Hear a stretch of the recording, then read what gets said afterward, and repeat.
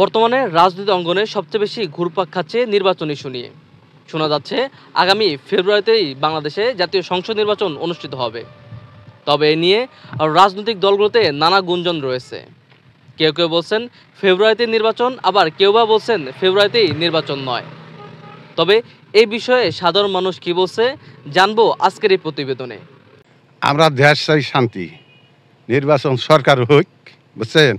আমরা সেই থাকলে আমরা দেশ চাই শান্তি। দেশে নির্বাচন দেখ, নির্বাচন দিলে দেশ শান্তিতে আসবে। এটা দেশে নির্বাচন দেওয়া ভালো। হ্যাঁ, নির্বাচন সরকার দেওয়া আশা দেওয়া ভালো।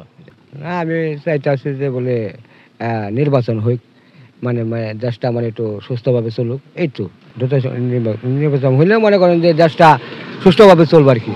একটা সরকার বললে যে কোনো এখানে যাবো আর কি, ওই থানায় যাবো, জেনে যাবো, আমরা একটু সাহায্য হবো আর কি। বা আমরা তো চাই যে আমাদের দেশে ভালো একটা সুষ্ঠু একটা নির্বাচন হোক। নির্বাচন হলে আমাদের দেশটা ভালো চলবে বা ভালোভাবে আমরা চলতে পারবো।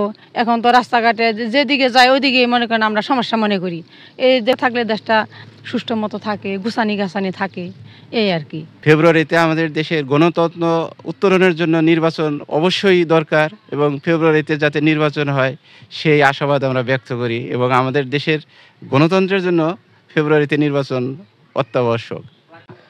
আগামী জাতীয় সংসদ নির্বাচন ফেব্রুয়ারির হওয়ার কথা। তবে এই বিষয়ে নানা মতভেদ থাকলেও একটি বিষয় পরিষ্কার, যে আগামী নির্বাচন সুষ্ঠু এবং নিরপেক্ষ হোক, এটাই চায় সাধারণ জনগণ।